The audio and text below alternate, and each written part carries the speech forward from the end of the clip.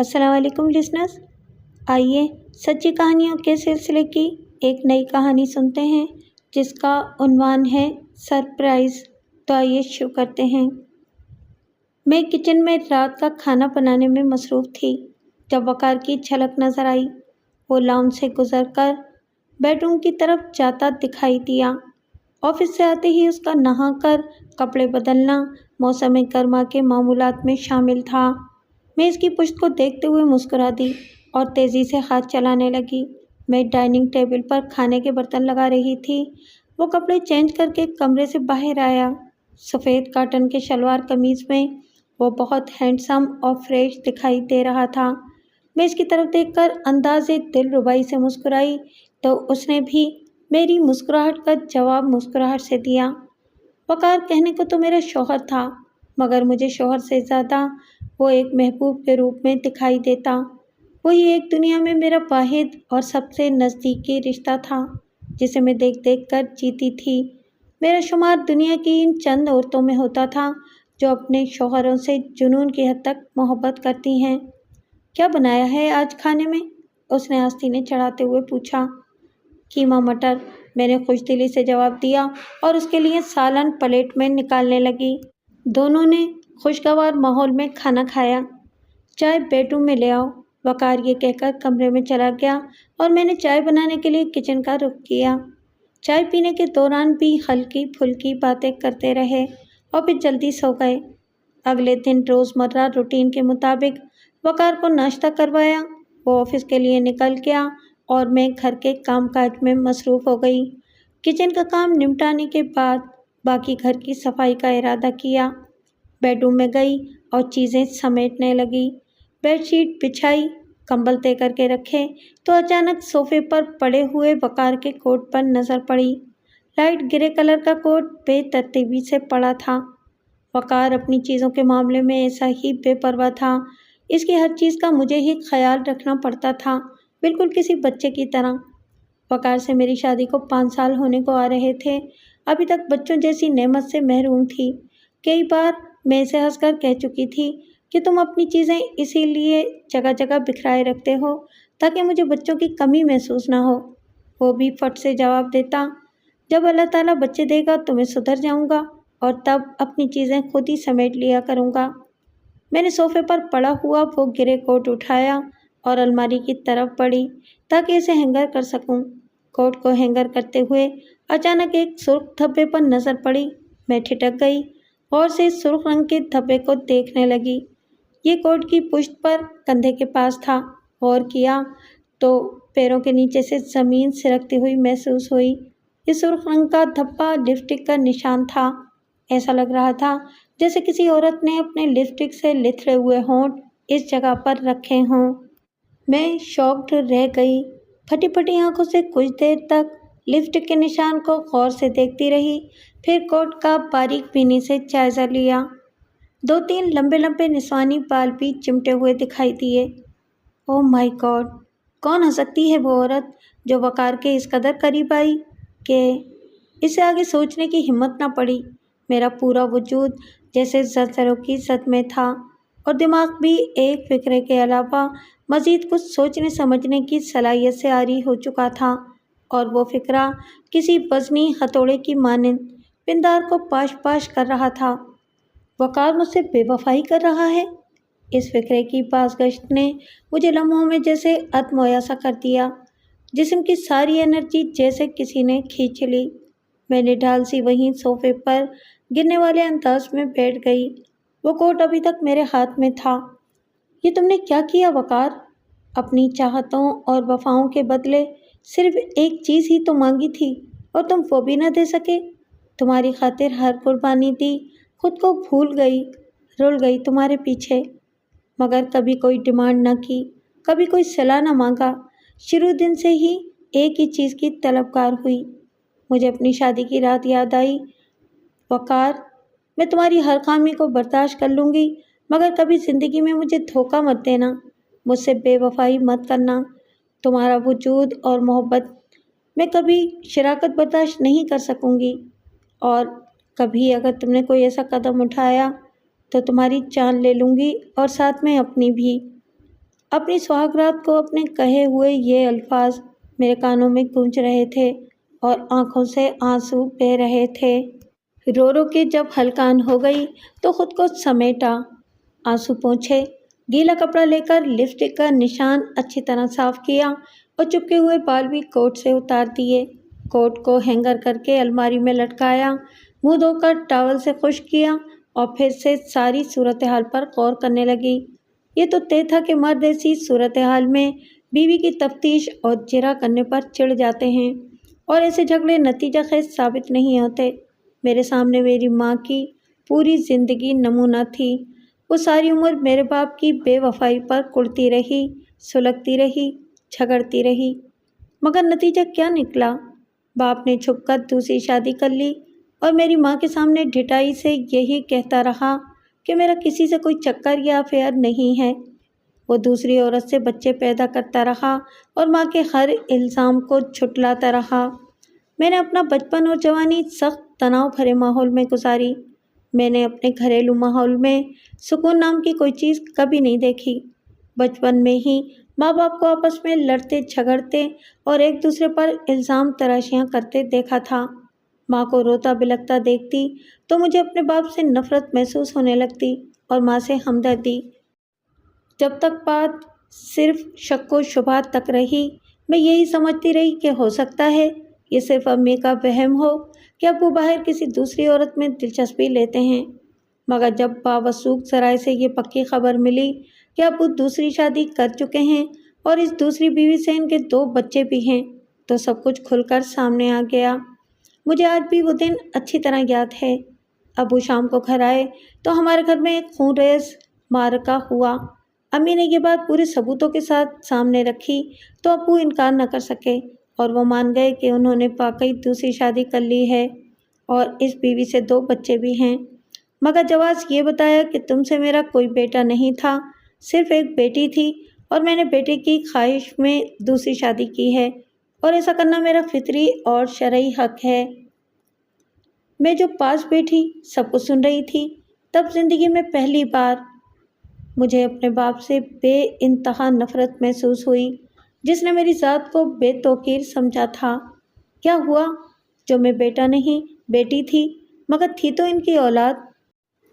وہ بے اولاد تو نہیں تھے، اور پھر میری ماں جیسی وفاشیار جان چھڑکنے والی بیوی کے ہوتے ہوئے انہوں نے دوسری عورت کی ضرورت کیوں محسوس کی آخر؟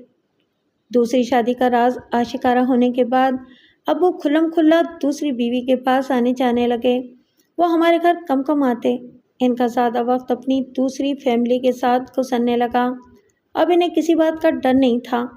تھوڑا بہت خرچہ دے کر ہماری ہر ذمہ داری سے گویا سبکدوش ہو جاتے۔ اس رقم سے ہم دونوں ماں بیٹی کی ضروریات بمشکل پوری ہو پاتی۔ امی نے یہ بات ایسی دل پر لگائی کہ شوگر ہو گئی۔ دن رات روتی رہتی۔ میرے باپ کی بے وفائی نے میری ماں کو توڑ ڈالا تھا۔ پھر ان پر ہسٹیریا کے دورے پڑنے لگے۔ وہ بلند آواز میں چلانے لگتی، دنیا کا ہر مرد بے وفا ہوتا ہے، کوئی مرد عورت سے مخلص اور وفادار نہیں ہو سکتا۔ مرد محبت کے جذبے سے ہی ناآشنا ہوتے ہیں۔ یہ عورت ہی ہوتی ہے جو ٹوٹ کر مرد سے پیار کرتی ہے اور اپنی زندگی مرد پر لٹا دیتی ہے اور پھر پھوٹ پھوٹ کر رونے لگتی۔ مجھے ماں کو اس حالت میں دیکھ کر بہت زیادہ تکلیف محسوس ہوتی۔ کیوں کرتی ہیں امی آپ ایسے؟ ابو نے آپ سے بے وفائی کی، بھول کیوں نہیں جاتی ہیں آپ اس بات کو؟ آپ میری خاطر جئیں، مجھے آپ کی ضرورت ہے، ابو کو آپ کی ضرورت نہیں ہے۔ ان پر آپ کے اس طرح رونے اور تڑپنے کا کچھ اثر نہیں ہونے والا۔ مت ضائع کریں خود کو اس طرح۔ میں ان کے ساتھ لپٹ کر رونے لگتی تو وہ مزید شدت سے رونے لگتی۔ میرے لاکھ سمجھانے کے باوجود وہ یہ بات دل سے نکال نہ سکیں اور شوگر کے مرض میں گھل گھل کر موت کے قریب تر ہوتی گئیں۔ میں نے BSc کرنے کے بعد جاب کر لی۔ میرے دفتر کا ماحول اچھا تھا، باس بہت مہربان اور شریف تھا۔ وہیں میری ملاقات وقار سے ہوئی، وہ بھی اسی آفس میں جاب کرتا تھا۔ میں جو مردوں سے نفرت کرتی تھی، وقار کے نزدیک کیسے آتی گئی خبر ہی نہ ہو سکی۔ شاید اس کے حالات جان کر دل میں جگہ بنتی گئی۔ وہ بھی میری طرح حالات کا ٹھکرایا ہوا تھا۔ اس نے بتایا کہ اس کے ماں باپ بچپن میں ہی فوت ہو چکے تھے اور اس نے چچا چچی کے گھر میں پرورش پائی تھی۔ چھوٹی موٹی محنت مزدوریاں کر کے پڑھائی کا خرچہ اٹھاتا رہا۔ پڑھ لکھ کر اپنے پیروں پر کھڑا ہوا تو جاب کرنے لگا۔ چچا چچی اشاروں کنایوں میں جتلانے لگے تھے کہ اب اپنا گھر بساؤ اور ہماری جان چھوڑو۔ انہی دنوں ایک دن ابو ہم سے ملنے آئے تو میں نے دو ٹوک الفاظ میں کہہ دیا، برائے مہربانی آپ یہاں نہ آیا کریں، آپ کا آنا میری ماں کے لیے تکلیف دہ ثابت ہوتا ہے۔ آپ کے جانے کے بعد کئی گھنٹے روتی رہتی ہیں۔ اب میں اتنا کما لیتی ہوں کہ اس میں ہم دونوں ماں بیٹی کی گزر بسر ہو جاتی ہے۔ ابو میری بات سن کر بے یقینی اور رنجیدگی کی ملی جلی کیفیت سے میری طرف دیکھتے رہے۔ میں انہیں حیران و پریشان چھوڑ کر اندر کمرے میں چلی گئی۔ وہ چند منٹ صحن میں بے حس و حرکت کھڑے رہے اور پھر باہر نکل گئے۔ وہ میرے باپ سے میری آخری ملاقات ثابت ہوئی۔ اس کے بعد دوبارہ اس نے ہمارے گھر میں قدم نہ رکھا۔ وہ تو نہ آیا مگر 6 ماہ بعد اس کی موت کی خبر آ گئی۔ ہم دونوں ماں بیٹی گئیں، چہرہ دیکھا، تدفین کے بعد واپس گھر آ گئیں۔ ابو کی موت نے ہماری زندگی میں تو کوئی خاص تغیر پیدا نہ کیا مگر امی نے ان کی موت کو دل سے لگا لیا۔ وہ مجھ سے چوری چھپے ان کو یاد کر کر کے روتیں۔ ایسے وقت میں مجھے ان پر بے پناہ غصہ آتا۔ میں انہیں پوری طرح چھڑک دیتی۔ کیسی عورت ہیں آپ؟ جس مرد نے ساری عمر آپ کو دھوکہ دیا، غیر عورتوں سے معاشقی لڑاتا رہا اور پھر آپ سے اجازت لیے بنا چوری چھپے دوسری شادی کر لی، آپ اس کو یاد کر کے روتی ہیں؟ کیوں؟ آخر کیوں امی؟ وہ روتے ہوئے جواب دیتی، یہ میرے بس میں نہیں۔ کسی کو چاہنا، کسی سے محبت کرنا اپنے بس میں نہیں ہوتا۔ اس وقت تک وقار اور میں ذہنی طور پر ایک دوسرے کے کافی قریب آ چکے تھے۔ ہم اب کبھی کبھار باہر ملنے لگے، اکثر کسی ریسٹورانٹ میں چائے وغیرہ پینے لگے، کبھی کبھار کھانا بھی کھانے لگے۔ میں ابھی تک اسے صرف ایک اچھا دوست سمجھتی تھی، اس سے زیادہ کچھ نہیں سوچا تھا۔ مگر ایک دن جب امی نے میری شادی کی بات چھیڑی تو وقار کا تصور ذہن میں آ گیا۔ اب میں بہت بیمار رہتی ہوں، میری زندگی کا کچھ بھروسہ نہیں، تم شادی کر لو سحر، وہ لجاجت بھرے لہجے سے مجھے کہہ رہی تھیں اور میں نے بڑے تلخ لہجے میں جواب دیا تھا، امی میں شادی نہیں کروں گی، میں کسی مرد پر بھروسہ نہیں کروں گی، دنیا کے سب مرد بے وفا ہوتے ہیں۔ امی نے جواب دیا، نہیں سحر، دنیا کا ہر مرد بے وفا نہیں ہوتا، کچھ وفادار اور محبت کرنے والے بھی ہوتے ہیں۔ کس محبت کی بات کر رہی ہیں امی؟ آج کل کے دور میں کون کسی سے محبت کرتا ہے؟ میں نہیں مانتی ان فرسودہ باتوں کو، اور پلیز میرے سامنے یہ بے سروپا باتیں مت کیا کریں۔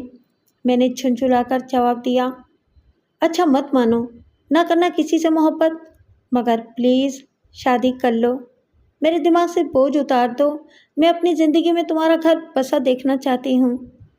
میں نے امی کی بات کا کوئی جواب نہ دیا اور آفس چلی گئی۔ اس ساری صورتحال پر غور کرنے لگی۔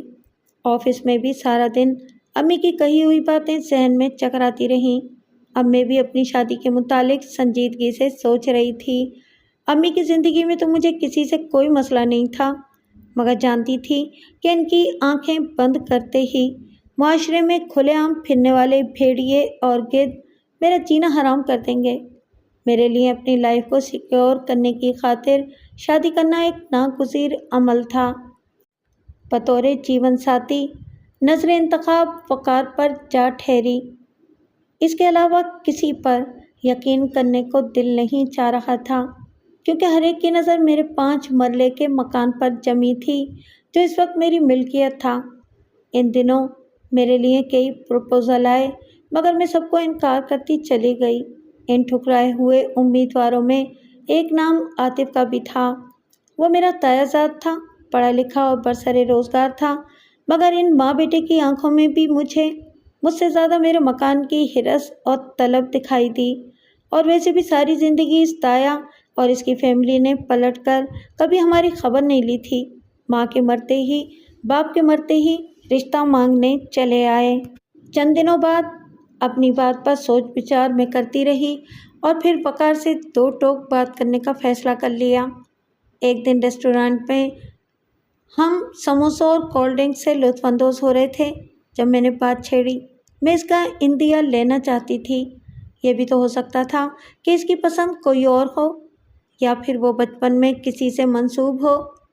وقار: مجھے تم سے کچھ ضروری بات کرنی ہے، امید ہے کہ تم میری باتوں کا غلط مطلب نہیں نکالو گے۔ جی جی ضرور، اور آج تم اتنی ڈپلومیٹک رویہ کیوں اپنائے ہوئے ہو؟ مجھ سے بات کرنے کے لیے بھی بھلا تمہیں کسی اجازت کی ضرورت ہے؟ وہ حیران نظروں سے میری طرف دیکھ رہا تھا۔ میری بات سننے سے پہلے مجھے میرے ایک سوال کا جواب دو۔ پوچھو۔ وہ پر اشتیاق نظروں سے میری طرف دیکھ رہا تھا۔ تمہارا شادی کرنے کے بارے میں کیا خیال ہے؟ مطلب؟ یہ غیر متوقع سوال سن کر وہ حیران رہ گیا۔ میرا مطلب یہ ہے کہ تم نے اپنی شادی کے متعلق کیا پلاننگ کر رکھی ہے؟ یعنی تم کب تک شادی کرو گے؟ میری بات سن کر وہ چند لمحوں تک سوچتی ہوئی نظروں سے میری طرف دیکھتا رہا اور پھر بولا، میں ابھی اپنی شادی کے متعلق سوچ بھی نہیں سکتا۔ میں نے گھر نہیں بنایا ہے، میں بے گھر اور بے سر و سامان ہوں، میرے پاس اس نوکری کے سوا اور کوئی چیز نہیں ہے، اور شادی کرنے کے لیے بہت سی چیزوں کا ہونا ضروری ہے۔ مثلاً؟ میں نے پوچھا۔ مثلاً سب سے پہلی بنیادی چیز تو اپنا گھر ہے۔ کوئی بھی باعزت اور شریف گھرانہ مجھ جیسے کنگلے کے ساتھ کسی کرائے کے گھر میں اپنی بیٹی کیوں رخصت کرے گا؟ اگر کوئی ایسا رشتہ مل جائے جو تمہیں اس بے سر و سامانی کے ساتھ بھی قبول کر لے تو کیا تم راضی ہو جاؤ گے؟ میرے ہونٹوں پر اب شرارت آمیز مسکراہٹ رقص کر رہی تھی۔ وہ الجھی ہوئی نظروں سے میری طرف دیکھ رہا تھا۔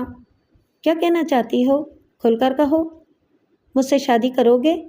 میں نے کھل کر کہہ دیا۔ وہ بھونچکا رہ گیا۔ اسے شاید اس قدر کھل کر کہنے کی امید نہیں تھی مجھ سے۔ کیا کہہ رہی ہو سحر؟ اس کے منہ سے سرسراتی آواز نکلی۔ وہی جو تم نے سنا ہے، میں پرسکون لہجے میں بولی۔ امی کچھ عرصے سے میری شادی کے پیچھے پڑی ہیں، انہوں نے میرا جینا حرام کر رکھا ہے۔ سوچا کہ جب شادی کرنا لازمی ٹھہرا تو پھر تم کیوں نہیں؟ کوئی اور کیوں؟ تم تو میرے بہت اچھے دوست بھی ہو، اور پھر عام مردوں سے بہت ہٹ کر اور الگ ہو، تو پھر تمہارے سنگی کیوں نہ قسمت آزمائی جائے؟ بتاؤ، کرو گے مجھ سے شادی؟ میں نے مسکرا کر پوچھا۔ وہ چند لمحوں تک ہونک چہرہ لیے میری طرف دیکھتا رہا اور پھر مسکرا اٹھا۔ تمہیں ایک مشورہ دوں؟ تم انتہائی بے وقوفانہ فیصلہ کرنے جا رہی ہو۔ تمہارے پاس یقیناً مجھ سے بہتر آپشنز بھی موجود ہوں گے، تو پھر میرے جیسے کنگلے کے ساتھ کیوں شادی کرنا چاہتی ہو؟ تم سے بہتر آپشن شاید موجود ہوں، مگر مجھے وہ بہتر نہیں لگے۔ مجھے تم ان سب سے بہتر لگتے ہو۔ تم اپنے دل کی بات کرو، اگر منظور نہیں تو انکار کر سکتے ہو۔ وعدہ کرتی ہوں ہماری دوستی پر کوئی فرق نہیں پڑے گا۔ میں سنجیدگی سے بولی تو وہ بھی سنجیدہ ہو گیا۔ تم اگر مجھے اپنی زندگی کا ہمسفر بنانا چاہتی ہو تو یہ یقیناً میرے لیے ایک بہت بڑا اعزاز ہوگا۔ کوشش کروں گا کہ تمہاری امیدوں پر پورا اتر سکوں۔ تو پھر آج شام کو تمہیں میرے ساتھ چلنا ہوگا، امی سے ملوانا چاہتی ہوں تمہیں۔ اوکے۔ آفس سے چھٹی ہونے کے بعد میں اس کو ساتھ لے کر امی کے پاس آئی۔ امی اس سے مل کر بہت خوش ہوئیں اور پھر سب کچھ آنن فانن طے پا گیا۔ میں نے دھوم دھام سے شادی کرنے کی بجائے سادگی سے نکاح کرنے کو ترجیح دی۔ صرف چند قریبی رشتہ داروں اور عزیزوں کو تقریب نکاح میں مدعو کیا، مگر چند ایک محلے داروں کے علاوہ اور کوئی نہیں آیا۔ امی رشتہ داروں کی بے حسی پر ملول دکھائی دیں، مگر مجھے کوئی پرواہ نہیں تھی۔ میں پہلے سے ہی ذہنی طور پر تیار تھی۔ گھر کے ایک کمرے کو، جو پہلے بھی میرے تصرف میں تھا، اجلاء عروسی بنا دیا گیا۔ وقار اجلاء عروسی میں داخل ہوا، میرے پاس بیٹھا اور میرا ہاتھ پکڑ کر بولا، کس منہ سے تمہارا شکریہ ادا کروں سحر؟ تم نے مجھے اپنی زندگی میں شامل کر کے اس غریب اور نادار پر احسان کیا ہے۔ میں نے تم پر کوئی احسان نہیں کیا وقار، میں تم سے محبت کرتی ہوں، بس یہ خیال رکھنا کہ مجھ سے کبھی بے وفائی مت کرنا۔ اور اس طرح ہماری خوشگوار ازدواجی زندگی کا آغاز ہو گیا۔ اور امی تو جیسے میری شادی کے انتظار میں تھیں۔ میری شادی کو ابھی صرف 6 ماہ ہوئے تھے کہ وہ ملک عدم کو سدھار گئیں۔ میں نے شادی کے بعد وقار کے کہنے پر جاب چھوڑ دی۔ اب میں نے گھر سنبھالنے اور وقار کی خدمت کو ہی اپنی زندگی کا نصب العین بنا لیا تھا۔ میں جو اپنی ماں کی شوہر سے دیوانوں کی طرح محبت کرنے پر ہنسا کرتی تھی، اس کا مذاق اڑایا کرتی تھی۔ اب خود بھی اسی محبت میں مبتلا ہو چکی تھی۔ انہی دنوں میرے کزن عاطف نے وقار سے راہ و رسم بڑھا کر ہمارے گھر میں اپنی آمد و رفت بحال کرنے کی کوشش کی، مگر میرے سرد مہر رویے کو دیکھتے ہوئے ایک دو بار کی کوشش کے بعد اس نے آنا جانا متروک کر دیا۔ آج سے 2 سال پہلے وقار پر غبن کا کیس چلا۔ اس پر باقاعدہ ایک سازش کے ذریعے بھاری رقم خرد برد کرنے کا الزام عائد کیا گیا اور بعد میں اس الزام کو کرائے کے خریدے گئے گواہان کے ذریعے سچ بھی ثابت کر دیا گیا۔ وہ وقت میرے لیے بہت کٹھن تھا۔ وقار کو حوالات میں بند کر دیا گیا۔ میں اکیلی بھاگ دوڑ نہیں کر پا رہی تھی۔ ایسے میں میرے کزن عاطف نے میرا بہت ساتھ دیا۔ وہ میرے ساتھ تھانے گیا اور آخر اس بات پر سیٹلمنٹ ہو گئی کہ اگر غبن کی رقم جمع کرا دی جائے تو عاطف پر سے کیس ختم کر دیا جائے گا اور ملازمت بھی بحال رہے گی۔ میں نے اپنا سارا زیور فروخت کر کے رقم جمع کرا دی اور اس طرح وقار کی رہائی عمل میں آئی۔ اس وقت عاطف نے میرا بہت ساتھ دیا تھا۔ میں نے دل میں سوچا کہ میں خواہ ہی عاطف سے بدگمان رہا کرتی تھی۔ وہ برا نوجوان نہیں ہے۔ زندگی پھر سے اپنی مخصوص ڈگر پر چلنے لگی۔ شادی کو 4 سال ہو گئے تو میں فکر مند ہو گئی۔ ڈاکٹرز اور حکیموں کے چکر لگانے لگی۔ ماں بننے کی خواہش دل میں جڑ پکڑنے لگی۔ ہم دونوں میاں بیوی کی ہر رپورٹ کلیئر آئی۔ کہیں کوئی پیچیدگی نہیں تھی، سب کچھ نارمل تھا۔ بس خدا کی طرف سے دیر تھی۔ جب اتنی بھاگ دوڑ کے بعد بھی کوئی آثار پیدا نہ ہوئے تو ایک دن وقار کے سامنے میں ڈھیس ہی گئی۔ وقار، تمہیں بچے کی خواہش ہے تو تم دوسری شادی کر لو، میں تمہیں منع نہیں کروں گی۔ مجھے بچے کی خواہش ضرور ہے، مگر بچے اگر اللہ نے دینے ہوئے تو تم سے ہی دے دے گا، اور میں خدا کی رحمت سے مایوس نہیں ہوں۔ اللہ ہمیں اولاد جیسی نعمت سے ضرور نوازے گا انشاءاللہ۔ اس وقت مجھے وقار پر بے پناہ پیار آیا اور ساتھ ہی فخر بھی محسوس ہوا کہ شکر ہے میرا انتخاب غلط نہیں تھا انشاءاللہ۔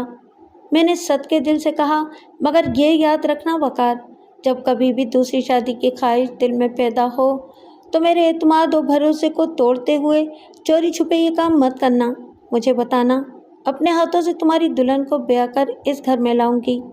میری بات کو سن کر وہ ہنسنے لگا اور بولا، پگلی کہیں کی، سحر تم بہت بے وقوف ہو۔ اور آج اس کے کوٹ پر لگے لپسٹک کے نشان اور نسوانی بالوں نے اس کی بے وفائی ثابت کر دی۔ وہ جو مجھ پر جان چھڑکتا تھا، مجھے دیکھ دیکھ کر جیتا تھا، مگر آج اس کا کوٹ بتا رہا تھا کہ وہ کسی اور کے ساتھ پیار کرنے لگا ہے۔ اف، یہ تصور ہی میرے لیے جان لیوا تھا۔ میں نے اذیت سے اپنی آنکھیں موند لیں اور بیڈ گراؤنڈ سے ٹیک لگا لی۔ سمجھ میں نہیں آ رہا تھا کہ اس نازک صورتحال میں کس سے مشورہ مانگوں، کس کو اپنا دکھ سنا کر دل کو ہلکا کروں۔ سہیلی تو کوئی بنائی نہیں تھی۔ ایسے میں عاطف کا ہی خیال ذہن میں آیا۔ اپنا سیل فون اٹھایا اور عاطف کا نمبر ڈائل کرنے لگی۔ اس نے دوسری بیل پر فون اٹھا لیا۔ ہیلو عاطف، مجھے تم سے کچھ ضروری بات کرنی ہے۔ ایک معاملے میں تمہارا مشورہ درکار ہے۔ کیا تم تھوڑی دیر کے لیے ہمارے گھر آ سکتے ہو؟ میری بات سن کر دوسری طرف چند لمحوں کے لیے خاموشی چھا گئی، پھر اس کی آواز ابھری، اوکے، آ جاتا ہوں آفس سے کوئی بہانہ کر کے۔ اوکے، میں تمہارا انتظار کر رہی ہوں، مگر ایک بات کا خیال رہے کہ وقار کو اس بات کا پتہ نہیں چلنا چاہیے کہ تم مجھ سے ملنے کے لیے آ رہے ہو۔ نہیں چلے گا پتہ اسے، اس کا سیکشن الگ ہے۔ میں نے فون بند کر کے سائڈ ٹیبل پر رکھ دیا۔ اب مجھے عاطف کی آمد کا انتظار تھا اور یہ انتظار زیادہ طویل ثابت نہیں ہوا۔ 15-20 منٹ کے بعد وہ میرے سامنے موجود تھا۔ میں نے اسے ڈرائنگ روم میں بٹھایا اور خود بھی اس کے سامنے دوسرے صوفے پر بیٹھ گئی۔ وہ میری متورم آنکھیں اور روئے روئے چہرے کو غور سے دیکھ رہا تھا۔ خیریت تو ہے نا سحر؟ مجھے اس طرح اچانک کیوں بلایا؟ خیریت ہی تو نہیں ہے عاطف، وقار مجھ سے بے وفائی کا مرتکب ہو رہا ہے، اور کب سے ہو رہا ہے یہ میں نہیں جانتی، میں بھرائی ہوئی آواز میں بولی۔ اور تم یہ بات اتنے وثوق سے کیسے کہہ سکتی ہو؟ کیا صرف شک کی بنیاد پر؟ اس نے پوچھا۔ صرف شک کی بنیاد پر نہیں، بلکہ کچھ ایسے شواہد آنکھوں کے سامنے آئے ہیں کہ جنہیں چاہنے کے باوجود جھٹلا نہیں سکتی۔ ایسا کیا دیکھ لیا؟ اس کا لہجہ تجسس لیے ہوئے تھا۔ मैंने इसे कोट पर लगे निशान और बालों के बारे में बताया। मेरी बात सुनकर वो किसी गहरी सोच में डूब गया। मगर ये भी तो हो सकता है कि हकीकत वो ना हो जो तुम्हें दिखाई दे रही है, इसीलिए तो तुम्हें बुलवाया है। तुम बताओ, ऐसी सूरत हाल में मुझे क्या करना चाहिए? दिल तो यही चाह रहा है कि वकार से दो टोक बात करूं। ऐसी गलती कभी मत करना। जो मर्द बाहर गैर औरतों से अफेयर चलाते हैं वो अपनी बीवियों की पासपोर्ट से चिढ़ने लगते हैं और इन राहों पर मज़ीद आगे निकल जाते हैं। मगर ये सोचकर मैं खामोश होकर बैठी रहूं, ये तो कोई मसले का हल नहीं। मैं झुंझुला गई। तुम ऐसा करो, मुझे सिर्फ एक हफ्ते का वक्त दे दो। मैं अच्छी तरह सारी छानबीन करके रिपोर्ट तुम्हारे सामने रखूँगा। इसके बाद जो भी फैसला करना चाहो कर लेना। इसकी बात मेरे दिल को लगी। मैंने इस बात में सर हिला दिया। ओके, मगर ये बात जहन में रखना कि तुम्हारी इस रिपोर्ट पर मेरे मुस्तकबिल और ज़िंदगी का दारोमदार होगा। मेरी आवाज़ रुंध गई। इस बात की फ़िक्र ही मत करो सहर, तुमसे कोई गलत बयानी नहीं करूँगा। वो रुखसत हो गया और मैं फिर से किसी मुर्दे की तरह सोफे पर गिर गई। वो सारा दिन मैंने इसी तरह बेदिली से लेटे बैठे और घर में चकराते हुए गुजारा। किसी काम में दिल ही नहीं लगा। रात का खाना भी बेदिली से पकाया। वकार शाम के 6 बजे तक घर आ जाता था और मैं शाम के 6 बजे तक सैकड़ों बार वॉल क्लॉक की तरफ देखती थी। इसके इंतज़ार में वक्त काटना बहुत मुश्किल हो जाता था। वो घर आते ही फ्रेश होने के बाद चाय की फरमाइश करता। हम दोनों एक साथ बैठकर चाय पीते और इसके बाद रात को 8 बजे खाना खाते। मगर आज 6 बज गए और मैंने एक बार भी क्लॉक की तरफ नहीं देखा।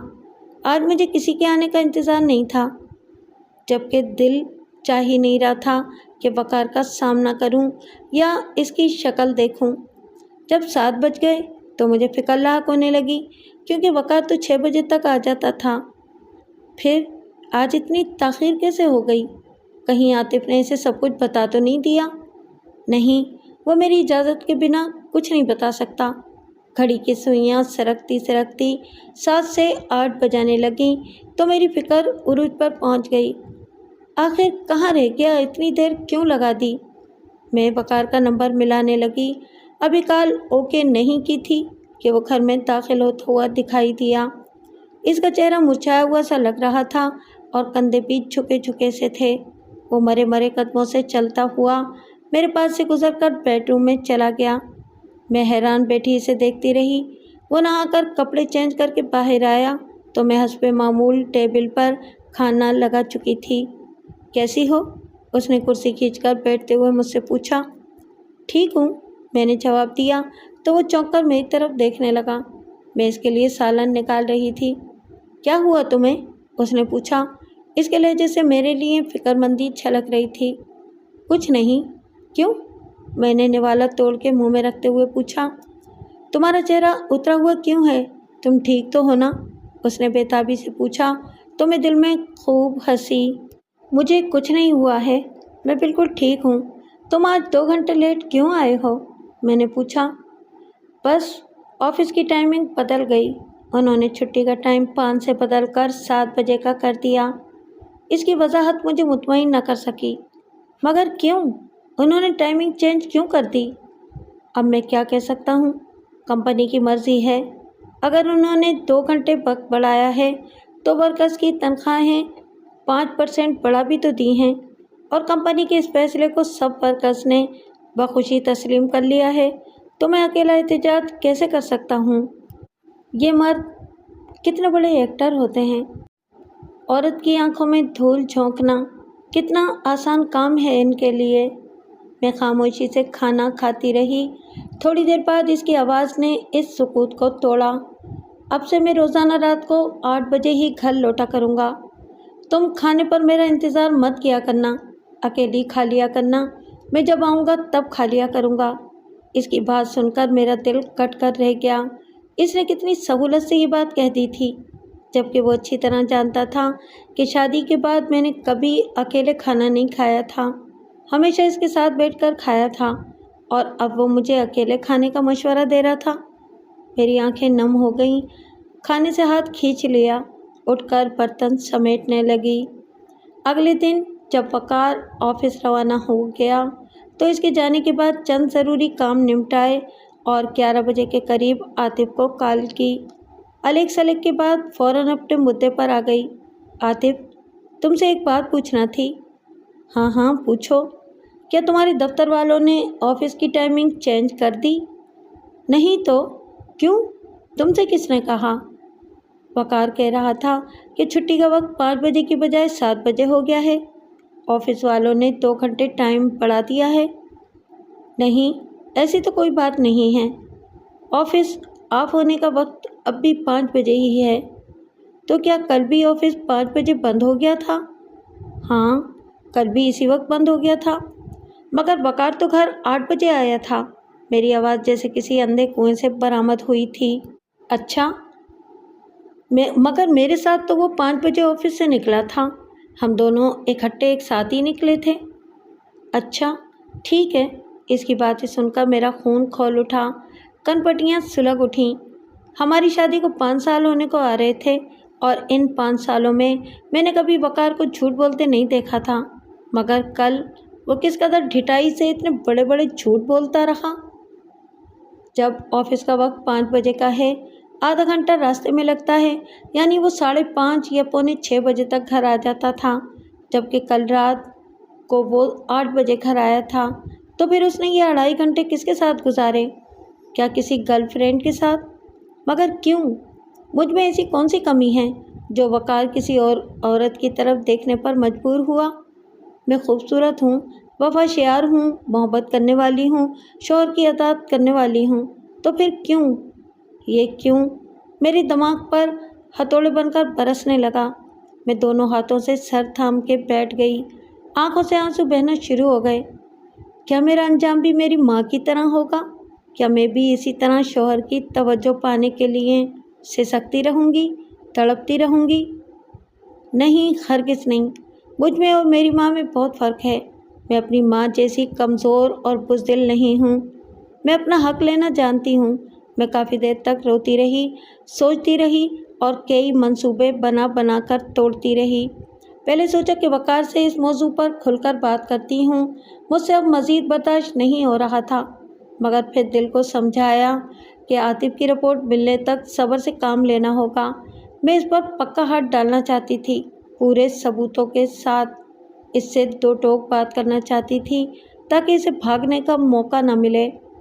وہ کل کی طرح آج بھی 8 بجے گھر میں داخل ہوا۔ اس کے لیٹ آنے کی وجہ سے شام کی چائے گول ہو جاتی تھی۔ وہ فریش ہو کر کھانے کی ٹیبل پر آیا۔ میں نے خاموشی سے اس کی پلیٹ میں سالن نکالا اور ہم دونوں خاموشی سے کھانا کھانے لگے۔ اس نے 2-3 مرتبہ مجھ سے بات کرنے کی کوشش کی، مگر میں نے ہوں ہاں سے زیادہ کسی بات کا جواب نہ دیا۔ وہ میری بے رخی اور سرد مہری کو بھانپ گیا۔ کیا بات ہے سحر؟ تم کچھ پریشان دکھائی دے رہی ہو؟ وہ لہجے میں ڈھیروں فکرے سموئے ہوئے پوچھ رہا تھا۔ پریشان تو نہیں، ہاں بس طبیعت کچھ ناساز ہے۔ میں نے بہانہ بنایا، مگر میرے بہانے نے اسے مطمئن نہ کیا۔ وہ بار بار کنکھیوں سے میرے چہرے کے تاثرات کا جائزہ لیتا رہا۔ کھانے کے بعد میں نے برتن سمیٹے، کچن میں رکھے اور خود آ کر بیڈ پر دراز ہو گئی۔ اسے چائے کے لیے بھی نہ پوچھا، حالانکہ میں یہ بات اچھی طرح جانتی تھی کہ وہ رات کے کھانے کے بعد اور سونے سے پہلے چائے ضرور پیتا ہے۔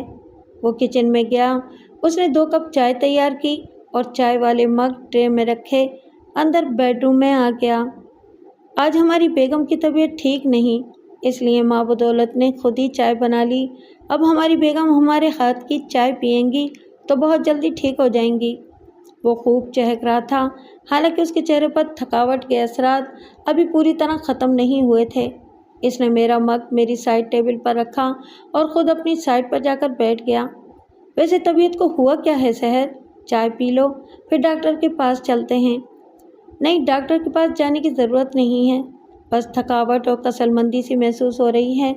رات کو سوؤں گی تو صبح تک ٹھیک ہو جاؤں گی، میں نے بیزاری سے جواب دیا۔ اس نے اپنا ہاتھ میری پیشانی پر رکھ کے ٹیمپریچر چیک کرنے کی کوشش کی تو میں نے اس کا ہاتھ ہلکے سے جھٹک دیا۔ مجھے اس کی قربت سے کراہیت محسوس ہو رہی تھی۔ وہ میری بیزاری اور بے رخی کو طبیعت کی خرابی پر محمول کرتے ہوئے پیچھے ہٹ گیا۔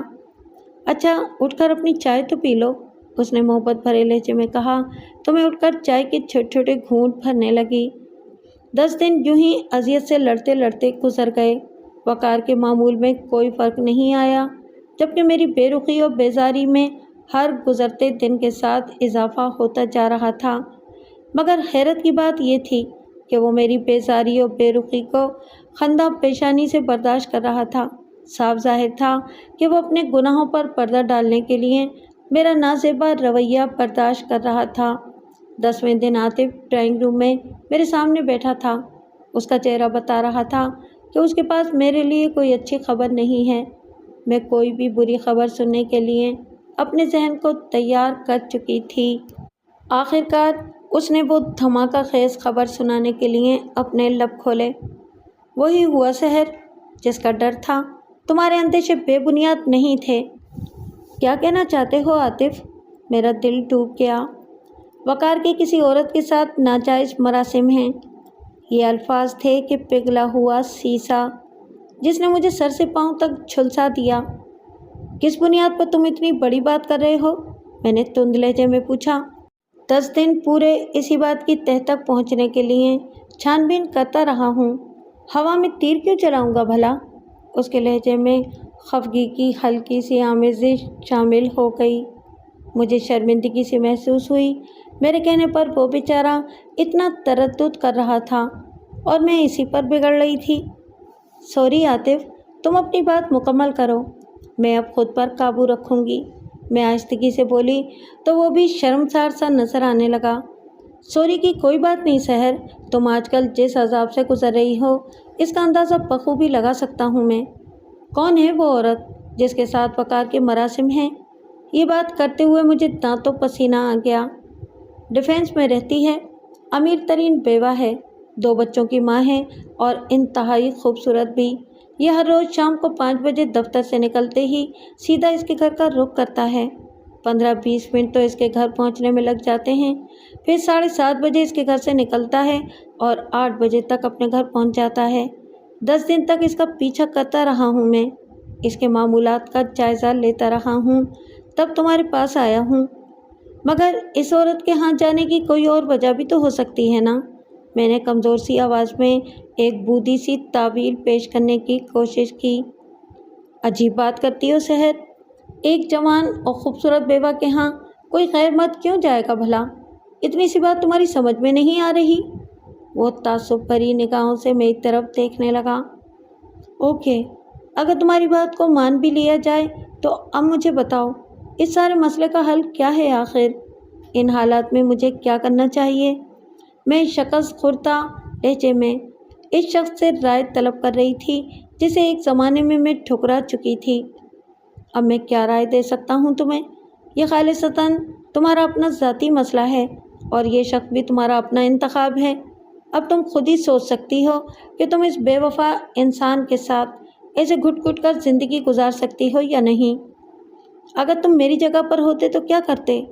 मेरा सवाल सुनकर वो गड़बड़ा गया और फिर संभल कर बोला, अगर मैं तुम्हारी जगह पर होता तो इस आदमी से फ़ौरन तलाक का मुतालबा कर देता। मगर मैं तलाक का मुतालबा नहीं करूँगी। वो चौंक कर मेरी तरफ देखने लगा। तो फिर क्या करोगी? इसकी और अपनी दोनों की जान ले लूँगी। मेरे लहजे में उतरती हुई सफाकी ने उसे शॉक्ड कर दिया। चंद लम्हों तक तो वो कुछ बोल ही न सका। फिर इसके हलक से सरसराती हुई आवाज़ बरामद हुई। तुम होश में तो हो सहर? क्या कह रही हो? वही जो तुम सुन रहे हो। अगर ये सारी बातें सच साबित हो गईं तो मैं इसे ज़िंदा नहीं छोड़ूंगी और इसके बगैर मैं ज़िंदा नहीं रह सकती, इसलिए अपनी जान तो लेनी ही पड़ेगी। पागलों जैसी बातें मत करो। बाकी रही सबूतों की बात तो वो मैं तुम्हें 1-2 दिन में सारे सबूत लाकर दे दूँगा जो तुम इस आदमी के मुंह पर मानना और तलाक का मुतालबा करना। ये मरने मारने वाली बातें मत करो। मत भूलो कि ये घर तुम्हारा है। तुम इसे किसी भी वक्त गिरेबान से पकड़कर बाहर फेंक सकती हो। अगर वो इस घर में ना रहा तो ये घर मेरे लिए जहन्नम से कम नहीं। मैंने खोए खोए लहजे में जवाब दिया तो वो फिर से हैरान नज़रों से मेरी तरफ देखने लगा। कितनी अजीब औरत हो तुम। गलती वो कर रहा है और सज़ा तुम खुद को दे रही हो। اگر وہ تمہاری زندگی سے نکل جائے گا تو کیا تمہیں کوئی اور ایسا چاہنے والا نہیں ملے گا جو تمہارا ہاتھ تھام سکے؟ تمہارے پاس آج بھی اس کے علاوہ بہترین آپشنز موجود ہیں۔ میں اس کی باتوں کا مطلب بخوبی سمجھ رہی تھی اور یہ بھی جانتی تھی کہ اس نے میرے انکار سے دل برداشتہ ہو کر ابھی تک شادی نہیں کی۔ نہیں عاطف، وقار میری پہلی اور آخری محبت ہے۔ اس کے علاوہ کسی اور مرد کے بارے میں سوچ بھی نہیں سکتی۔ اسی کے ساتھ جیوں گی اور اسی کے ساتھ مروں گی۔ یہ میرا آخری فیصلہ ہے، میں نے قطعی لہجے میں جواب دیا تو وہ پریشان سا دکھائی دینے لگا۔ اچھا میں چلتا ہوں، مگر جانے سے پہلے ایک بار پھر یہی کہوں گا کہ جو بھی فیصلہ کرنا سوچ سمجھ کر کرنا۔ جذبات سے کام لینے کی بجائے ہوش سے کام لو۔ زندگی اتنی عرضہ نہیں ہے کہ اسے کسی بھی بے وفائی کی بھینٹ چڑھا دیا جائے۔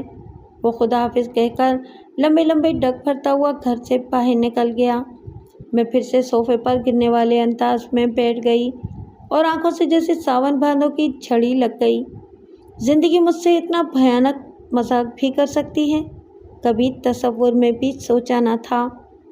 وقار بیڈ پر نیم تراز بیک گراؤنڈ سے ٹیک لگائے کسی کتاب کے مطالعے میں محو تھا۔ میں پاس بیٹھی سوچوں میں گم تھی، اس سے بات کرنے کے لیے اپنی ہمت کو مجتمع کر رہی تھی۔ آخر ایک گہری سانس لے کر تنے ہوئے اعصاب کو ریلیکس کرنے کی کوشش کی۔ وقار، کتاب بند کرو، مجھے آج تم سے کچھ باتیں کرنی ہیں۔ جانتا ہوں، اس نے کتاب سے نظریں اٹھائے بغیر جواب دیا تو میں چونک کر اس کی طرف دیکھنے لگی۔ کیا جانتے ہو؟ یہی کہ ہماری بیگم کو ہم سے کچھ کہنا ہے، کچھ پوچھنا ہے۔ اس نے کتاب بند کر کے سائڈ ٹیبل پر رکھی اور میری طرف دیکھنے لگا۔ اس کا چہرہ بالکل سپاٹ تھا۔ مگر تمہیں کیسے پتہ چلا کہ میں تم سے کچھ پوچھنا چاہتی ہوں؟ کافی دنوں سے تمہارا جائزہ لے رہا ہوں، بہت الجھی اور پریشان سی دکھائی دیتی ہو۔ اسی سے اندازہ لگایا ہے کہ تمہارے دماغ میں کچھ نہ کچھ چل رہا ہے اور میں انتظار کر رہا تھا کہ کب تم مجھ سے سوال و جواب کرو گی۔ اس کا لہجہ ابھی تک پرسکون تھا۔ پھر تو تمہیں یہ اندازہ بھی ہو گیا ہوگا کہ میں کون سا سوال کرنا چاہ رہی ہوں تم سے۔ ہاں شاید، مگر پھر بھی تمہارے منہ سے سننا زیادہ اچھا لگے گا۔ اس کا پرسکون لہجہ اور نارمل سا رویہ مجھے الجھن میں مبتلا کر رہا تھا۔ اوکے، تو پھر میں ٹو دی پوائنٹ بات کرتی ہوں۔ تم نے مجھ سے جھوٹ کیوں بولا کہ کمپنی نے آفس کی ٹائمنگ بڑھا دی ہے؟ اس لیے کہ کہیں اور جا کر 2-2.5 گھنٹے کام کرتا ہوں۔ تو میں سچ بتا دیتا تو تم کبھی مجھے یہ دوسری نوکری نہ کرنے دیتی۔ مگر تمہیں دوسری جگہ پر کام کرنے کی ضرورت بھی کیا ہے؟ تمہاری تنخواہ اتنی ہے کہ ہم دونوں کا گزارا اچھے سے ہو رہا ہے۔ ضرورت سمجھی تھی نا، تبھی تو کر رہا ہوں۔ اس کا لہجہ قدرے خشک ہو گیا۔ اگر میں کہوں کہ وہ دوسری جاب چھوڑ دو تو چھوڑ دو گے؟ نہیں، اس نے 2 ٹوک لہجے میں جواب دیا۔ کیوں؟ میں نے تلخ ہو کر پوچھا۔ 2-2.5 سال یہ جاب کرنا میرے لیے بہت ضروری ہے، اس کے بعد چھوڑ دوں گا، اس نے بیزاری سے جواب دیا اور سونے کے لیے لیٹ گیا۔ کیا میں پوچھ سکتی ہوں کہ ان 2 گھنٹوں میں ایسا کون سا کام کرتے ہو جو تم چھوڑ نہیں سکتے؟ میں نے چبھتے ہوئے لہجے میں پوچھا۔ نہیں بتا سکتا، اور میرے کان مت کھاؤ، خاموشی سے سو جاؤ۔ یہ کہہ کر اس نے کروٹ بدل لی اور اب میری طرف اس کی پشت تھی۔ اس کا بیزار سا اور بیگانگی بھرا رویہ مجھے سب کچھ سمجھا رہا تھا۔ مرد کا یہ روپ اور رویہ میرے لیے کوئی نئی چیز نہیں تھے۔ 20 سال اپنے باپ کو اسی روپ اور رویے کے ساتھ دیکھتی آئی تھی اور اپنی ماں کو اسی طرح گھلتے اور سلگتے دیکھا تھا جس طرح آج میں سلگ رہی تھی۔ اور آج جب خود اس جان لیوا کیفیت سے گزر رہی تھی تو برسوں پہلے اس کیفیت سے گزرنے والی اپنی ماں کی اذیت کا احساس ہو رہا تھا۔ 4-5 دن مزید اسی حال میں گزر گئے۔ وقار کا رویہ اب میرے ساتھ بہت سرد سا ہو گیا تھا۔ میں ابھی ان الجھنوں سے نکلنے کے لیے ہاتھ پاؤں مار رہی تھی اور ان کو سلجھانے کے لیے کوئی سرا ہاتھ میں پکڑنے کی کوشش کر رہی تھی کہ عاطف ایک مزید بڑی دھماکہ خیز خبر کے ساتھ پھر سے حاضر ہوا، اور وہ خبر یہ تھی کہ وقار اس مالدار بیوہ کے ساتھ نکاح کر رہا ہے۔ نکاح کی پوری تیاری ہو چکی ہے، آج سے ٹھیک 15 دن بعد کی ڈیٹ بھی فکس ہو چکی ہے۔ یہ خبر سن کر میں غصے سے پاگل ہو گئی۔ سوچنے سمجھنے کی سب صلاحیتیں جیسے سلب ہو گئیں۔ غصے کی شدت سے میرا پورا وجود کانپنے لگا، اور جب میں بولی تو میری بات سن کر عاطف بھی خوفزدہ ہو گیا۔ کیا کہہ رہی ہو تم؟ اس نے اپنے خشک ہونٹوں پر زبان پھیری۔ وہی جو ابھی ابھی تم نے سنا ہے۔ میں نے کہا ہے کہ مجھے کہیں سے زہر لا کے دو۔ تم جو قیمت مانگو گے میں دینے کے لیے تیار ہوں، بس مجھے زہر چاہیے۔ میرا لہجہ اس وقت مجھے بھی اجنبی لگ رہا تھا۔ میرا ایک دوست فارماسسٹ ہے، وہ یہ کام کر سکتا ہے، مگر زہر یہ بہت مشکل کام ہے۔ میں بھی پھنس سکتا ہوں اس معاملے میں۔ اس کی آواز مرتعش تھی۔ تم پر کوئی آنچ نہیں آئے گی۔ میں مرنے سے پہلے یہ بیان لکھ کر مروں گی کہ میں اپنے شوہر کو زہر دے رہی ہوں اور خود بھی زہر پی کر اپنی جان لے رہی ہوں۔ کوئی اور حل بھی تو نکالا جا سکتا ہے، اس نے احتجاج کیا۔ کسی اور حل سے تمہاری مراد اگر طلاق ہے تو میں پہلے بھی بتا چکی ہوں کہ میں طلاق نہیں لوں گی اور نہ ہی اسے کسی اور عورت کا ہونے دوں گی۔ میں اپنے دوست سے بات کر کے ہی تمہیں کوئی حتمی جواب دے سکتا ہوں۔ اس سے کیا کہو گے؟ کوئی بھی بہانہ کر دوں گا، مگر تمہیں مجھ سے ایک وعدہ کرنا ہوگا۔ اسی شرط پر میں تمہیں وہ زہر لا کے دے سکتا ہوں۔ کیسا وعدہ؟ میں ٹھٹک کر اس کی طرف دیکھنے لگی۔ تم اپنی جان نہیں لوگی، صرف وقار کی جان لوگی۔ اگر میری یہ بات منظور ہے تو پھر میں اپنے دوست سے بات کروں گا، اور اگر تمہیں یہ بات منظور نہیں ہے تو پھر سوری، میں تمہارا یہ کام نہیں کر سکتا۔ اس نے دو ٹوک لہجے میں بات کی اور جانے کے لیے کھڑا ہو گیا۔ میں خاموش بت بنی بیٹھی رہی اور اسے جاتا ہوا دیکھتی رہی۔ رات کو وقار گھر آیا تو میں نے ایک بار بھی دانستہ طور پر اس کی طرف نظر اٹھا کر نہیں دیکھا۔ مجھے اس کی شکل سے ہی نفرت محسوس ہو رہی تھی۔ میں نے اس شخص کے لیے کیا کچھ نہ کیا اور یہ اس قدر ہرجائی نکلا۔ اس نے بھی مجھے بلانا پسند نہ کیا، خاموشی سے کھانا کھایا اور سونے کے لیے لیٹ گیا۔ میری جنت کو پتہ نہیں کس کی نظر لگ گئی تھی۔ گھر کا ماحول اب بہت کشیدہ اور تناؤ بھرا تھا۔ اگلے دن وقار کے آفس جانے کے بعد میں نے عاطف کو فون کیا۔ مجھے تمہاری شرط منظور ہے عاطف، میری مطلوبہ یہ چیز مجھ تک پہنچا دو۔ میں نے ملفوف انداز میں اپنا پیغام اس کے کانوں تک پہنچایا۔ اوکے، شام کو آفس آف ہونے کے بعد آؤں گا۔ ٹھیک ہے، میں تمہارا انتظار کروں گی۔ عاطف نے کوٹ کی جیب سے وہ چھوٹے سائز کی سفید شیشی نکال کر میرے آگے رکھے ہوئے ٹیبل پر رکھی۔ میں نے لرزتے ہاتھ سے اسے اٹھایا اور آنکھوں کے سامنے لا کر اسے غور سے دیکھنے لگی۔ اس کے اندر پانی جیسا محلول تھا، بہت ہی سریع الاثر زہر ہے۔ دودھ میں یا چائے میں چند قطرے ملا کر دے دینا، تقریباً 8-10 قطرے کافی ہوں گے۔ اسے پینے والا 10-15 منٹ میں اس جہان سے اس جہان میں منتقل ہو جاتا ہے، بنا کسی تکلیف اور اذیت کے۔ بس غنودگی محسوس ہوتی ہے، بندہ آنکھیں بند کر لیتا ہے اور ساتھ ہی اس کا دل کام کرنا بند کر دیتا ہے۔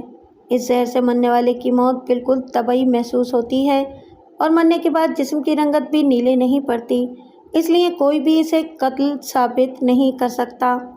وہ بڑے اعتماد اور اطمینان سے اس زہر کی کوالٹیز پر روشنی ڈال رہا تھا، جبکہ میرا دل کانپ رہا تھا اور دماغ میں ان گنت سوچیں ابھر کر معدوم ہوتی جا رہی تھیں۔ اوکے، میں سب سمجھ گئی، اب تم جا سکتے ہو، میں نے رکھائی سے کہا تو وہ حیرانی سے میری طرف دیکھنے لگا۔ دیکھو سحر، تم مجھ سے وعدہ کر چکی ہو کہ اپنی جان نہیں لوگی، اس نے مجھے تنبیہ کی۔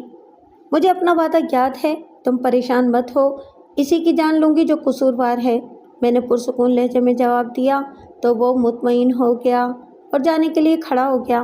اچھا، اب میں چلتا ہوں، صرف 10 قطرے ڈالنا اور باقی محلول کو فلیش میں بہا دینا، کہیں بھی محفوظ کر کے نہیں رکھنا، اور خالی شیشے کو توڑ کے چھوٹے چھوٹے پیسز میں تبدیل کر دینا، اور اگر ہو سکے تو گھر سے باہر رکھی ہوئی باسکٹ میں پھینک دینا۔ میں نے بے دلی سے اس کی ہدایات سنی اور اسبات میں سر ہلا دیا۔ اور ہاں، زہر ملا دودھ پلانے سے پہلے کوئی بھی غیر ضروری باتیں نہ شروع کر دینا جنہیں سن کر وہ شک میں مبتلا ہو جائے۔ وہ باہر نکل گیا تو میں نے بیرونی دروازے کا بولٹ چڑھا دیا۔ اب مجھے وقار کے آنے کا انتظار تھا۔ دل بہت اسپیڈ سے دھڑک رہا تھا۔ کیا میں جو کرنے جا رہی ہوں وہ ٹھیک ہے؟ میرے ضمیر نے مجھ سے پوچھا۔ غلط ہے، یقیناً بہت غلط ہے، مگر میں نے اس شخص سے شروع دن سے یہ التجا کی تھی کہ تمہارا ہر چم، ہر غلطی سر آنکھوں پر ہوگی، مگر کبھی مجھے دھوکہ مت دینا، مجھ سے بے وفائی مت کرنا۔ تو پھر اس نے یہ جرأت کیسے کی؟ سارا دن گھر کا کوئی کام نہ کیا، اور ویسے بھی اب اس گھر کو کس نے دیکھنا تھا؟ آج مجھے ہر بات اور ہر کام بے معنی اور بے مقصد لگ رہا تھا۔ ذہن میں کئی اوٹ پٹانگ خیال آ رہے تھے۔ ہم دونوں میاں بیوی کے مرنے کے بعد پتہ نہیں یہ گھر کس کے تصرف میں جائے گا، شاید عاطف کے قبضے میں، کیونکہ میرا سب سے قریبی عزیز وہی تھا۔ سارا دن بیڈ پر لیٹی روتی رہی اور یہ سوچتی رہی کہ جب میں اپنے محبوب کو اپنے ہاتھوں سے زہر ملا دودھ پلاؤں گی تو اس کی جان نکلتے ہوئے کیسے دیکھ سکوں گی؟ میں تو اس کی ذرا سی بھی تکلیف برداشت نہیں کر پاتی تھی، تو پھر اس کی موت کی اذیت کیسے سہ پاؤں گی؟ میں نے عاطف سے وعدہ کیا تھا کہ میں صرف وقار کی جان لوں گی، اپنی جان نہیں لوں گی، مگر یہ وعدہ جھوٹا تھا۔ میں وقار کے بنا زندگی گزارنے کا تصور بھی نہیں کر سکتی تھی۔ ایک خیال اور ذہن میں آیا تو میرے رونے میں مزید شدت پیدا ہو گئی۔ مجھے یاد آیا کہ کل 30 مارچ ہے، ہماری شادی کی سالگرہ کا دن۔ ہماری شادی کو کل پورے 5 سال ہو جائیں گے اور یہی دن ہماری برسی کا دن بھی ہوگا۔ یہ سوچ کر میں پھوٹ پھوٹ کر رونے لگی۔ رات کو وقار گھر آیا تو میں منہ سر لپیٹے پڑی تھی۔ وہ مجھے اس حالت میں دیکھ کر گھبرا گیا۔ اس نے میری پیشانی پر ہاتھ رکھا جو آگ کی طرح تپ رہی تھی۔ وہ کھانا بھی باہر سے پکا پکایا لے آیا، مجھے زبردستی کھانا کھلایا اور پھر میرے لاکھ منع کرنے کے باوجود ڈاکٹر کے پاس لے گیا۔ آج مجھے وقار کے چہرے پر اپنے لیے محبت کی روشنی دکھائی دی اور شاید پچھتاوے کی پرچھائیاں بھی، مگر اب کیا فائدہ؟ میرے دل سے ہوک اٹھی۔ اس نے اپنے ہاتھوں سے مجھے دوا کھلائی اور پھر میرے پاس بیٹھ کر میرا سر دبانے لگا۔ میری آنکھوں سے آنسو بہنے لگے۔ اس نے اپنے ہاتھوں سے میری آنسو پونچھے اور پوچھا، سحر تم رو کیوں رہی ہو؟ اس کا لہجہ بہت ہی نرم اور محبت بھرا تھا۔ میں نے اس کا ہاتھ نرمی سے پرے کیا اور اٹھ کر بیک گراؤنڈ سے ٹیک لگا کر بیٹھ گئی۔ وہ میرے سامنے بیٹھا محبت پاش نگاہوں سے میری طرف دیکھ رہا تھا۔ میں آج تم سے بہت ساری باتیں کرنا چاہتی ہوں وقار، کرو گے نا مجھ سے بات؟ بات کرتے کرتے میری آواز رند گئی۔ ہاں میری جان، تم جتنی باتیں کرنا چاہو کر سکتی ہو، اگر چاہو تو آج ہم ساری رات باتیں کریں گے۔ اس نے میرا گال تھپ تھپایا، میرا دل بھر آیا اور میں اپنا چہرہ دونوں ہاتھوں میں چھپا کر پھوٹ پھوٹ کر رو دی۔ مجھے اس طرح روتا دیکھ کر وہ گھبرا گیا اور مجھے اپنے سینے سے لگا لیا۔ کیوں رو رہی ہو سحر؟ کافی دنوں سے دیکھ رہا ہوں کہ تم پریشان ہو، اپ سیٹ ہو۔ کیا چل رہا ہے تمہارے دماغ میں؟ آج کھل کر مجھے بتا دو پلیز۔ وہ مجھے اپنے ساتھ لگائے میرے کندھے کو تھپک رہا تھا اور میں رو رو کر اپنے آنسوؤں سے اس کی شرٹ بھگو رہی تھی۔ اس نے مجھے چپ کرانے کی کوشش نہیں کی۔ جب کافی دیر تک رو رو کر دل کی ساری بھڑاس نکال لی تو خود ہی اس سے الگ ہو کر بیٹھ گئی۔ وہ میرا ہاتھ پکڑ کر سہلانے لگا۔ چلو اب تو بتا دو تمہارے ساتھ کیا مسئلہ ہے؟ شاباش وقار، وقار تم یہ بات اچھی طرح جانتے ہو نا کہ میں تم سے کتنی محبت کرتی ہوں؟ میں نے بھرائی ہوئی آواز میں پوچھا۔ ہاں میں یہ بات اچھی طرح جانتا ہوں کہ تم مجھ سے بہت محبت کرتی ہو، اتنی محبت کہ شاید ہی کوئی دنیا میں کسی سے کرتا ہو۔ اس کے لہجے سے تفاخر جھلک رہا تھا۔ تو پھر تم مجھ سے بے وفائی کیسے کر سکتے ہو؟ میں یکدم بفر کر بولی تو وہ حیران رہ گیا۔ کس نے کہا کہ میں تم سے بے وفائی کر رہا ہوں؟ وہ ناقابل یقین نظروں سے میری طرف دیکھ رہا تھا۔ تم ایک مالدار بیوہ سے دوسری شادی کر رہے ہو اور وہ بھی مجھ سے چوری چھپے، کیوں؟ آخر کیوں؟ اوہ مائی گاڈ، تم سے یہ سب کس نے کہا؟ وقار نے دونوں ہاتھوں سے اپنا سر پکڑ لیا۔ اس بات کو چھوڑو کہ مجھے یہ باتیں کہاں سے معلوم ہوئیں۔ مجھے اس بات کا پکا ثبوت ملا ہے کہ تم اس بیوہ عورت سے نکاح کر رہے ہو اور نکاح کے لیے دن بھی فکس کر لیا ہے، اور شام کو 5 بجے دفتر سے نکل کر تم سیدھا اس بیوہ عورت کے پاس جاتے رہے ہو، 2-2.5 گھنٹے اس کے پاس وقت گزار کر گھر آتے رہے ہو، اور مجھے تم نے یہ بتایا کہ میرا آفس ٹائم پڑ گیا ہے۔ کہہ دو کہ یہ سب جھوٹ ہے۔ وقار کے چہرے کی رنگت زرد پڑ چکی تھی۔ وہ پھٹی پھٹی نگاہوں سے حماقت چہرے پر سجائے میری طرف یوں دیکھ رہا تھا جیسے میرے سر پر سینگ نکل آئے ہوں یا میں نے اچانک کسی بھیانک چڑیل کا روپ ڈھال لیا ہو۔ چند لمحوں تک میں اس کی طرف دیکھتی رہی، اس کے بولنے کا انتظار کرتی رہی، مگر وہ خاموش بیٹھا رہا۔ اس کے پاس جیسے بات کرنے کے لیے الفاظ ختم ہو چکے تھے۔ میں پھر خدا کر بولی، اب بولتی کیوں بند ہو گئی؟ بولو، جواب دو۔ تم کیا سمجھتے تھے میں گھر کی چار دیواری میں رہنے والی ایک سیدھی سادی عورت ہوں جس کی آنکھوں پر تم نے اپنی محبت کی پٹی باندھ کر اسے اندھا کر رکھا ہے؟ میں باندھتی ہوں، تمہاری محبت میں اندھی ہو چکی تھی میں، مگر اب آنکھیں کھل چکی ہیں میری، میں جان چکی ہوں تمہاری اصلیت۔ اب میرے سامنے شرمندہ ہونے کا ڈرامہ مت کرنا، اپنے منہ سے اپنا اقبال جرم بیان کرو۔ میں تمہارے منہ سے تمہاری بے وفائی کی کہانی سننا چاہتی ہوں۔ میری زبان جیسے زہر اگل رہی تھی اور وہ خاموشی سے سر جھکائے میرے سامنے بیٹھا رہا، سب کچھ سنتا رہا، اور پھر جب میں بول بول کے تھک گئی تو اس نے آنکھیں اٹھا کر میری طرف دیکھا۔ میں بے چین ہو گئی، وہ رو رہا تھا، اس کی آنکھوں سے آنسو بہہ رہے تھے۔ اس سے تو بہتر تھا کہ تم مجھے زہر دے دیتی زہر، مگر یہ باتیں نہ کرتی۔ تمہاری باتوں نے تو میری روح کو چھلنی کر دیا ہے۔ اس کی بات نے مجھے سرتاپا لرزا دیا۔ اسے کیا پتا تھا کہ میں یہ بندوبست پہلے ہی کر چکی ہوں، زہر دینے والا۔ میں ساری بات کی حقیقت کھول کر تمہارے سامنے رکھتا ہوں، اس کے بعد تمہارا ہر فیصلہ سر آنکھوں پر ہوگا۔ وہ تھوڑی دیر کے لیے خاموش ہوا اور پھر بولنے لگا، تمہیں یاد ہے سحر، کچھ عرصہ پہلے میں غبن کے کیس میں پکڑا گیا تھا تو تم نے اپنا زیور بیچ کر مجھے چھڑایا تھا۔ باقی زیور سے رقم پوری نہیں ہو رہی تھی، تب تم نے سونے کی وہ 4 چوڑیاں اپنی کلائی سے اتار کر 5 لاکھ کی رقم پوری کی تھی۔ میں رہا ہو کر گھر آ گیا، مگر تمہاری سونی کلائیاں مجھے احساس جرم میں مبتلا کر دیتی تھیں۔ تب میں نے دل میں تہیہ کر لیا کہ اگر باقی کا زیور تمہیں نہ بھی بنوا کر دیا، مگر یہ سونے کی چوڑیاں ضرور بنوا کر دوں گا۔ دن رات اسی سوچ بچار میں گزرنے لگے۔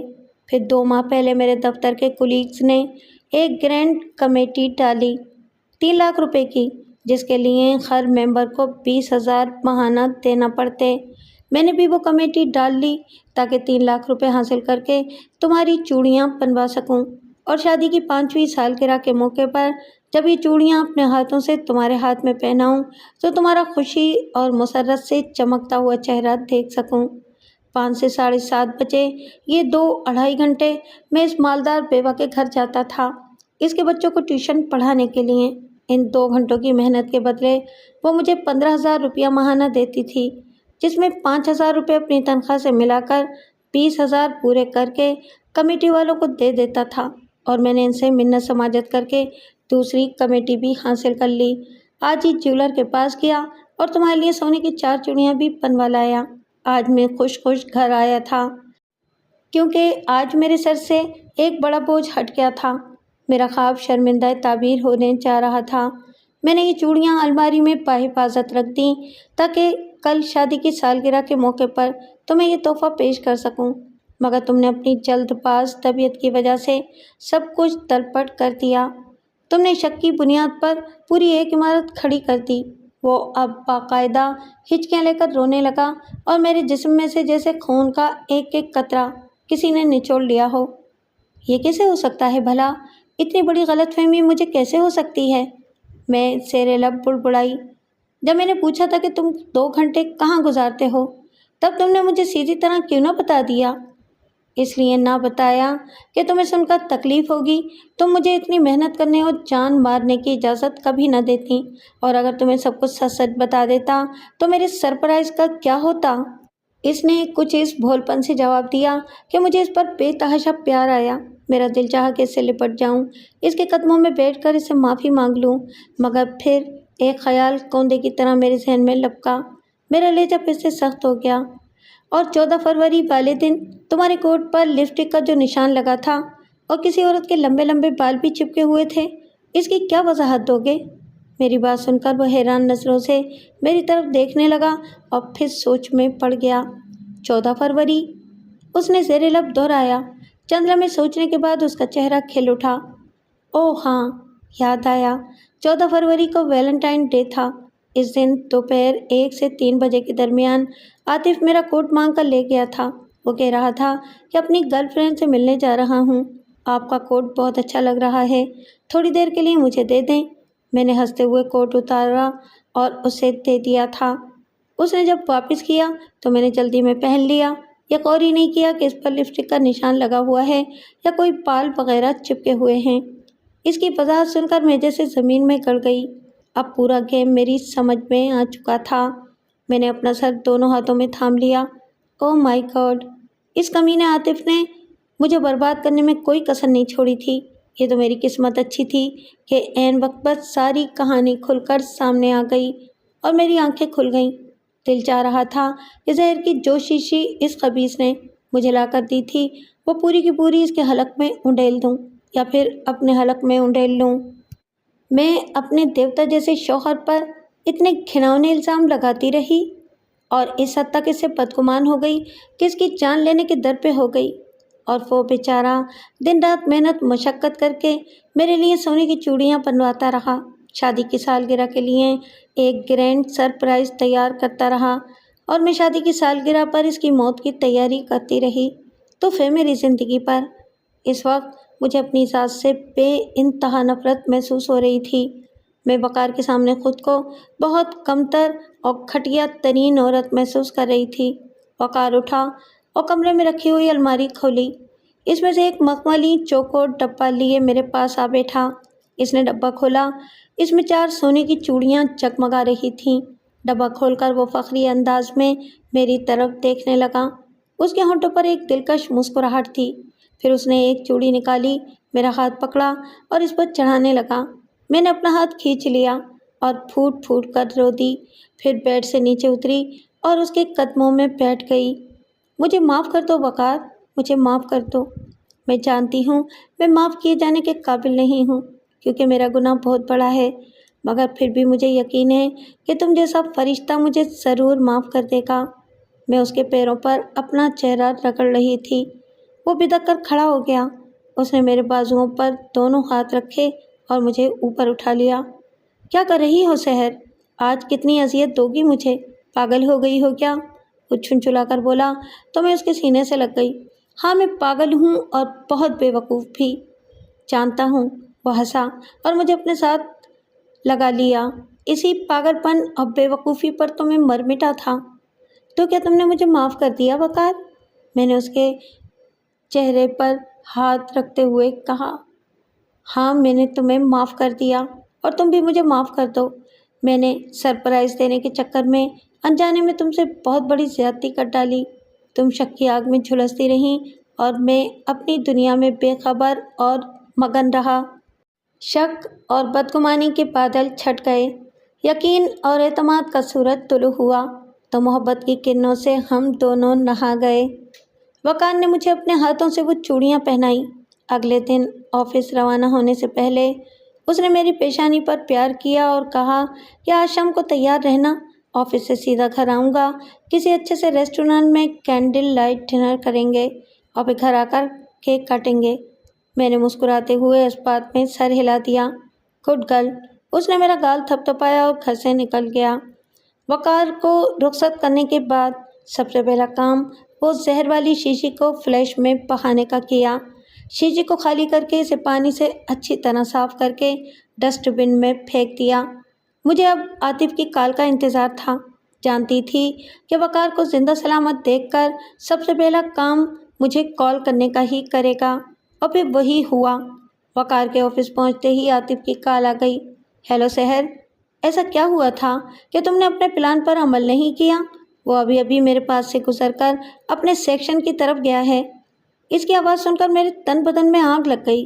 میں نے خود کو کنٹرول کیا اور جواب دیا، ہاں میں نے اس پلان پر عمل نہیں کیا بلکہ اپنے ذہن میں ایک نیا پلان سوچ لیا ہے۔ کیا؟ اس نے بےتابی سے پوچھا۔ فون پر نہیں بتا سکتی۔ اوکے، میں بریک ٹائم میں آؤں گا، پھر مجھے ساری بات بتا دینا۔ اوکے۔ میں نے فون بند کر دیا اور اپنے نئے پلان کے متعلق سوچنے لگی۔ جس شخص نے مجھے حاصل کرنے کے لیے میرے گھر کو اور مجھے برباد کرنے میں کوئی کسر نہیں چھوڑی تھی، اسے میں بھلا اتنی آسانی سے کیسے معاف کر سکتی تھی؟ دوپہر کے 1:30 بجے وہ میرے سامنے بیٹھا تھا اور سوالیہ نگاہوں سے میری طرف دیکھ رہا تھا۔ اب بتاؤ کیا پلان آیا ہے ذہن میں؟ دیکھو عاطف، جس آدمی نے مجھے اتنا تڑپایا اور رلایا ہے، میری محبت کی اتنی توہین کی ہے، اسے اتنی آسان موت کیسے مار سکتی ہوں؟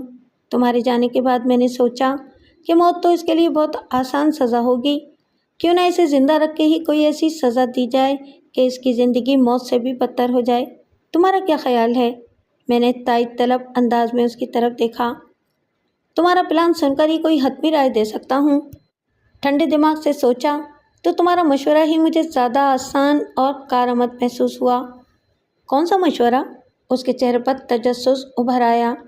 یہی کہ اسے قتل کرنے کی بجائے طلاق کا مطالبہ کر دوں۔ کیا کوئی ایسی میڈیسن ایجاد نہیں ہوئی جسے کھا کر کوئی بھی مرد ناکارہ بن جائے اور وہ شادی کے قابل ہی نہ رہے؟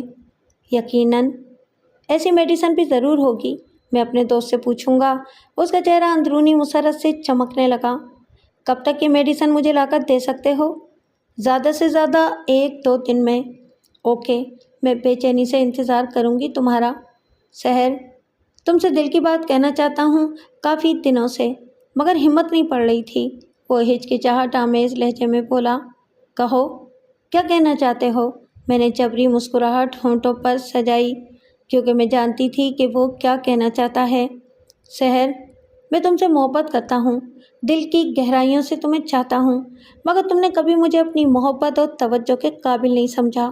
وہ شکوہ گناہ ہوا۔ وہ اس لیے کہ میں تمہیں پہچان ہی نہ سکی، میں نے معنی خیز لہجے میں جواب دیا۔ اور اب؟ اس نے بے تابی سے پوچھا۔ اب میں تمہیں اور تمہاری محبت کو پہچان گئی ہوں۔ میں مسکرائی اور وہ نہال ہو گیا۔ جانتا تھا ایک دن تمہیں میرے جذبوں کی صداقت پر ضرور یقین آئے گا۔ وہ خوشی سے کھل اٹھا تھا۔ نیتیں صاف ہوں اور ارادے پختہ ہوں تو منزلیں مل ہی جایا کرتی ہیں۔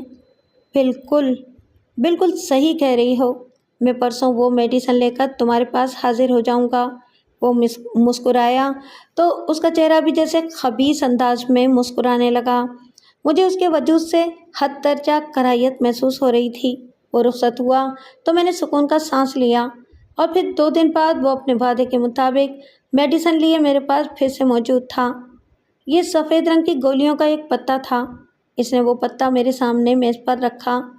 4 یا 5 گولیاں، اسے کسی چیز میں گھول کر پلا دو، وہ ساری زندگی کے لیے مفلوج ہو جائے گا، اور اگر 1 گولی کھلاؤ گی تو 1-2 ماہ کے لیے بے ضرر ہو جائے گا۔ وہ خباثت سے ہنسا۔ اور اگر پورا پتا ہی گھول کر پلا دوں تو؟ میں نے شوخ انداز میں ایک ادا سے پوچھا تو وہ گھائل ہو گیا۔ تو تاج زندگی شادی کے نام سے دور بھاگا کرے گا۔ واہ، ویری گڈ۔ اوہ، میں نے تمہیں چائے پانی کا تو پوچھا ہی نہیں، کیا پیو گے، چائے یا شربت؟ جو تم پیار سے پلا دو، وہ نثار ہوتے ہوئے بولا۔ تو پھر چائے ٹھیک رہے گی۔